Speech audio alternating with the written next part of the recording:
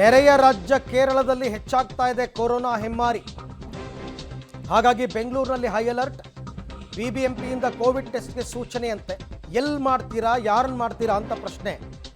ಸರ್ಕಾರಿ ಆಸ್ಪತ್ರೆಗಳಿಗೆ ಬಂದವರಿಗೆ ನೀವೇನಾದರೂ ಸಿಂಪ್ಟಮ್ಸ್ ಇದ್ದರೆ ಮಾಡಿ, ಅಥವಾ ಪ್ರೈವೇಟ್ ಹಾಸ್ಪಿಟ್ಲ್ಗಳಿಗೆ ಹೋದಾಗ ಡಾಕ್ಟರ್ಸೇ ಬರ್ಕೊಡ್ತಾರೆ ನೀವು ಟೆಸ್ಟ್ ಮಾಡಿಸ್ಬೇಕು ಅಂತಂದ್ಬಿಟ್ಟು. R T P C R test ಜೊತೆಗೆ ನೀವು ಎಚ್ಚರಿಕೆಗಳನ್ನ ತಗೋಬೇಕಲ್ಲ. ಹಾಗಾಗಿ ಮತ್ತೆ ಕೋವಿಡ್ ಟೆಸ್ಟನ್ನು ಎಲ್ಲೆಲ್ಲಿ ಜಾರಿಗೆ ತರ್ತಾ ಇದ್ದೀರಾ, ರ್ಯಾಂಡಮ್ ಆಗಿ ಮಾಡ್ತೀರಾ.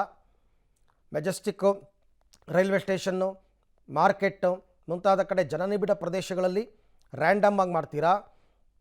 ಎಲ್ಲಿ ಮಾಡ್ತೀರಾ, ಯಾರನ್ನು ಟೆಸ್ಟ್ಗೆ ಒಳಪಡಿಸ್ತೀರಾ? ಕೇವಲ ಸಿಂಪ್ಟಮ್ಸ್ ಇರೋರನ್ನ ಮಾತ್ರ ಒಳಪಡಿಸ್ತೀರಾ ಇಲ್ವಾ? ಇದ್ರ ಬಗ್ಗೆ ಎಲ್ಲ ಆರೋಗ್ಯ ಇಲಾಖೆ ಒಂದು ಸರಿಯಾದ ಗೈಡ್ಲೈನ್ಸನ್ನು ರಿಲೀಸ್ ಮಾಡಬೇಕು.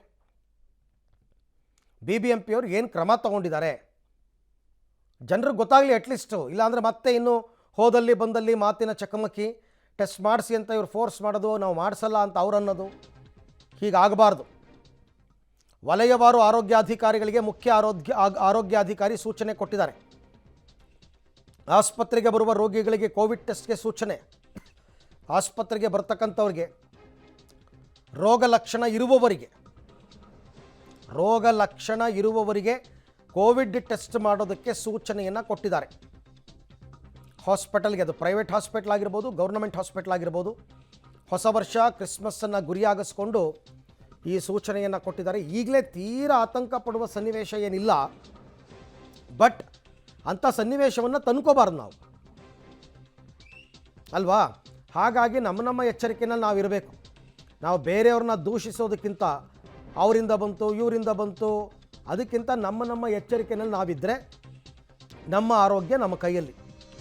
ಸಾರ್ವಜನಿಕರ ಪಾಲ್ಗೊಳ್ಳುವಿಕೆ ಮತ್ತು ಸಾರ್ವಜನಿಕರ ಜವಾಬ್ದಾರಿ ತುಂಬ ಜಾಸ್ತಿ ಇದೆ ಇದರಲ್ಲಿ. ಅವರೇನೋ ರೂಲ್ಸ್ ಮಾಡ್ತಾರೆ, ಆ ರೂಲ್ಸ್ನ ಬ್ರೇಕ್ ಮಾಡೋಕ್ಕೆ ಅಂತಲೇ ಜನ ಇದ್ದಾರೆ. ಹಾಗಾಗಿ ಈ ಕೆಲವೊಂದು ರೂಲ್ಸ್ ಆ್ಯಂಡ್ ರೆಗ್ಯುಲೇಷನ್ಸ್ಗಳು ಜಾರಿಗೆ ಬರ್ತಕ್ಕಂಥ ಸಾಧ್ಯತೆ.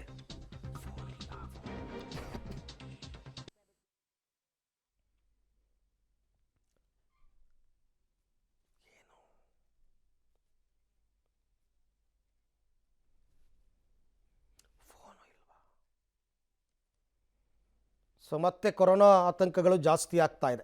ಕೊರೋನಾ ಆತಂಕ ಜಾಸ್ತಿ ಆಗ್ತಿರೋದ್ರಿಂದ ಬೆಂಗಳೂರಿನಲ್ಲಿ ಇವಾಗ ಮತ್ತಷ್ಟು ಮುನ್ನೆಚ್ಚರಿಕೆಯನ್ನು ತಗೊಳ್ಳೋದಕ್ಕೆ ಆರೋಗ್ಯ ಇಲಾಖೆ ಇನ್ನೂ ಏನು ಗೈಡ್ಲೈನ್ಸ್ ಕೊಟ್ಟಿಲ್ಲ.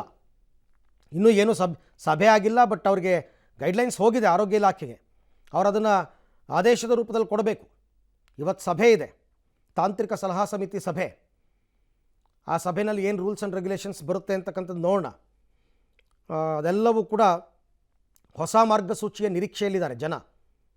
ಏನು ಗೈಡ್ಲೈನ್ಸ್ ಬರುತ್ತೆ ಅದನ್ನು ಫಾಲೋ ಮಾಡಬೇಕಾಗಿದೆ. ಹಾಗಾಗಿ ಈಗ ಸದ್ಯಕ್ಕೆ